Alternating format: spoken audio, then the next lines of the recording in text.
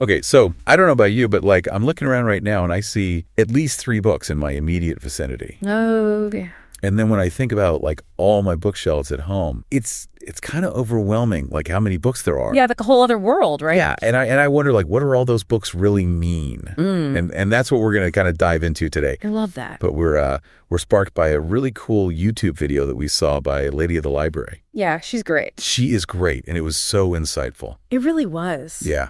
One of the things that just immediately struck me about this video was that she was really questioning this assumption that we all kind of just take for granted. Okay. That the more books you own, like the bigger your book collection is, the better reader you are, like the more knowledgeable or dedicated you are to reading. And it really just kind of forces you to examine, like, how did we even get to this point where we think this? Yeah. Like, how has the meaning of book ownership even evolved to get to this point?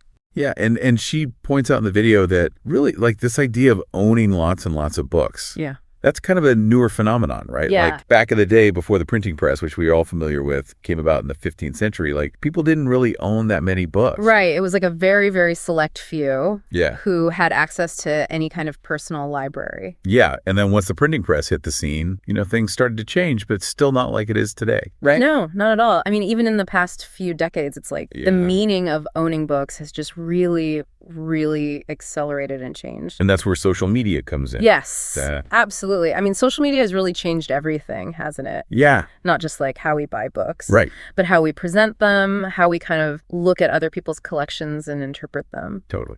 Okay, so let's get into this. Okay, let's go. So the video introduces this idea from this book called The Society of the Spectacle by this guy, Debord. Oh, yeah, I've heard of that. It seems kind of academic and heady, but like the core concept is actually pretty relevant to all of our lives, I think. For sure. So basically the idea is that in societies that are really driven by market and consumerism, things start to become more about like commodities and owning things. Right. And sometimes the image of having a certain commodity becomes like more important or more valuable than actually using that commodity. Interesting. So like, for instance, the new iPhone comes out every year. People are clamoring to get it right. Right. But like, do you really use all the features on your iPhone? Yeah, not really. It's more about just having that new iPhone and having the newest one. That's so true. I hadn't even thought about it like that. But yeah, it's about the image of having the thing more than the thing itself. And so the video is arguing that something kind of similar is happening with books now, especially online. Oh, that's fascinating. Okay. I'm interested to hear where this goes. So what the video creator noticed was that in like the online book community, there's this shift that happened. Okay. Where initially it was all about like the books themselves, right? Right. Like you would have people doing like thoughtful book reviews and discussing themes and recommending books based on the content, you know, like really getting into it, the meat of the book. But then there was this pivot where it became more about what she called like the haul and unhaul culture. Right. You know, like showing off all the books that you just bought. Yep. Or like the big stack of books that you're getting rid of. Right. And like the deep dives into the books themselves. Yeah. Sort of took a back seat. Huh. That's really interesting. Yeah. So it became more about the ownership of the books than the books themselves, it sounds like. Yeah, and this is where I think that idea from that book, The Society of the Spectacle, really comes into play. Okay, I'm listening. Like that thing of being replaced by having being replaced by appearing. Yes. So it's like online, it became more about appearing to be well-read. Okay. Like just having all these books. So like the visual of it, the aesthetic of it. Yeah, rather than like actually engaging with the text. That makes a lot of sense, and I feel like I've even seen that myself online. Oh, totally. Like where, you know, you see somebody with a huge bookshelf behind them. Yes. And you're just like, oh, wow, they must read so much. Yeah, and you just kind of assume things about them. Exactly, based on their collection. Like, oh, they must be so smart or so knowledgeable. Yeah, like they must be an expert in all these different topics. Yeah. Just based on the books they have. And so certain books almost became like status symbols online. Oh, interesting. You know, like if you owned this particular book or like you showed it off in your video or your photos. Right. It's like it projected this image of you.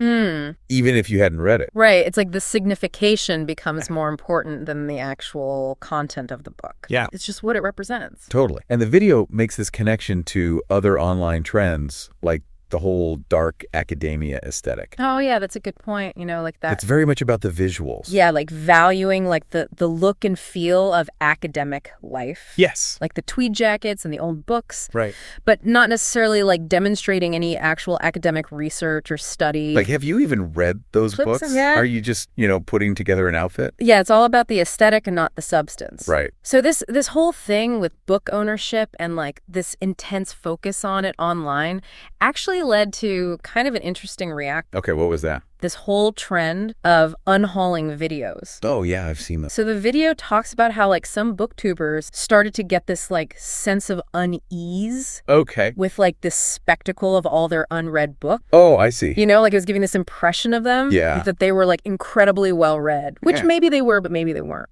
You know, like maybe they owned way more books than they could ever possibly read in their lifetime. Yeah. And so it was like this weight of all those unread books was like kind of weighing them down. I could see that, yeah. Like, oh, this isn't really a true representation of me. Right. So they started doing these unhauling videos where they were like intentionally getting rid of books. Interesting. Like almost to like kind of like reset the equation. Yeah. You know, and like alleviate that feeling of guilt or like the pressure to present this like false image. Yeah. And sometimes you see these unhaulings and it's like a huge stack of books. Oh, yeah. And you're like, where did all those books even come from? Like, how did you accumulate so many? And this is where I think the video poses this really interesting question for us to consider. Okay.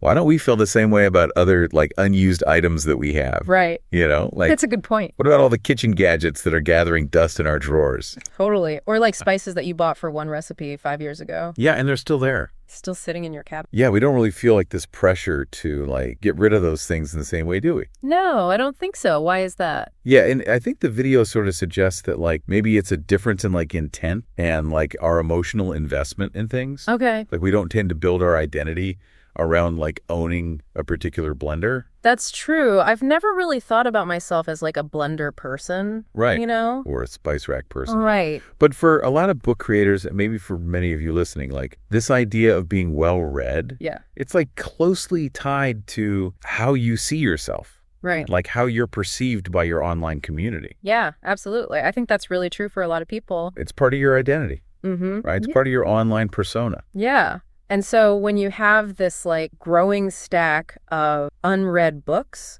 it's almost like a contradiction to this image of you as like this knowledgeable person. Yeah, and then you start feeling bad about yourself. Yeah, especially because like there are just so many books coming out all the time. Oh my gosh, I know, it's never ending. Right. And like, how do you keep up? You can. And like maintain this image online of being like super well read? It's just impossible. So this is where like I really appreciated the video creator's personal perspective. Okay. Because she was very open about the fact that she owns a lot of books. Yeah. But she's also like, hey, this doesn't mean that I'm like well read or an expert in anything. I love that. Yeah. It's just like a realistic take. Or like even particularly intelligent. She was just like, you know, I like books. I enjoy reading. I don't put all this pressure on myself to like perform reading. Right. You know? Like, it's okay to just enjoy it. Yeah, like just enjoy it. At your own pace. Yeah. And she even talks about how she was diagnosed with dyslexia. Oh, wow. And like going through that journey helped her to kind of like find self-acceptance around her reading. Right. And like let go of this idea that she needed to read in like a conventional way or like a hyper-efficient way. Yeah, like there's no right way to read. Right. It's just about enjoying the process. And she also talks about how like she's gotten negative comments online. Oh, really? From people about this. Oh. But she's just like, hey, like that's their opinion. And like, I'm not going to let it like diminish my love for books. Good for her. Yeah. So I thought that was really powerful. It is. It's like owning. Yeah. So the video also touches upon like some really interesting like alternative ways of thinking about book ownership. Oh, I'd love to hear about that. Yeah. So it brings up this Italian writer, Umberto Eco. Oh, yeah. I love him. Who had this like massive personal library of like tens of thousands of books. And when people asked him about it, like, oh my gosh, how can you possibly read all these books? Right. You know, he's like, well, it's no more illogical. Yeah. Than a carpenter owning a ton of different tools. Right. Even if they don't use every single tool every day. That's such a good analogy. Yeah, like they have them there if they need them. You know? Yeah, so it's like a resource. Yeah, and so instead of looking at like your unread books as like this source of shame, Yay. it's like, no, this is like a reservoir of potential knowledge. Yes, I love that. And future exploration. Yes. You know, it's like you have them there. And who knows what could spark you to read one of those books that has been sitting there for years. Exactly. Right. And then there's this idea of the anti-library. Okay, I've never heard of that. Yeah, it's from this book, The Black Swan, by this guy, Nassim Nicholas Taleb. Okay. And this idea is so cool because it's like, it totally flips the script. Okay.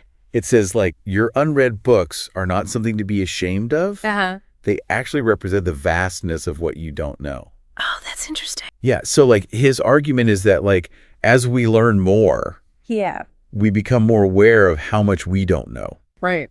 And so, like, your anti-library is, like, this constant, humble reminder. Okay. Of, like, the limits of your own understanding. Yeah. And, like, recognizing that you don't know everything. Yeah. That's, like, a very valuable intellectual position to be in. That's a good point. Right. Yeah, like just being open to that. Yeah. Like constantly learning and knowing that you're never going to know everything. Yeah, so it's like those unread books on your shelf. Yeah. Instead of feeling guilty about them, it's like, no, they're like a to-do list. Yeah, or like a map of future intellectual adventures. I love that. So the video also talks about Walter Benjamin.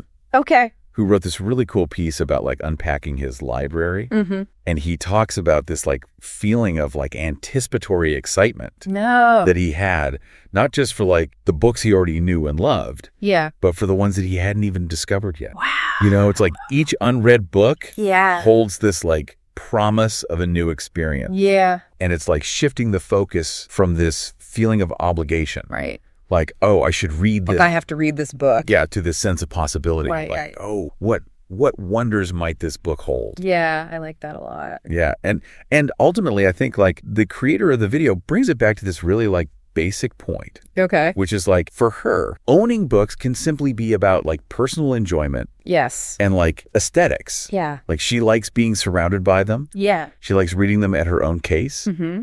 And it doesn't necessarily have to have all this like deeper significance about her intelligence or like her desire to project a certain image online. Right. She's just doing her thing, enjoying books. And I think that's like a good reminder for all of us, especially with social media, because we're always like seeing these like curated versions of people. Right. And so like it's easy to like project our own assumptions and interpretations onto other people. Absolutely. Based on like what we see. Yeah, so like that person with the huge bookshelf, right? We don't know if they've actually read all those books or not. Yeah, like maybe they have, maybe they haven't. Right. Like who knows? Not really our business. And like who cares? Exactly. So I think like the takeaway from this deep dive for you, our listener, is that like the number of books that someone owns doesn't really tell you the whole story. It's just one small piece of the puzzle. Yeah, like the meaning that we attach to book ownership. Right. It's really complex. Yeah, it's this like tapestry of like history and social media and our own personal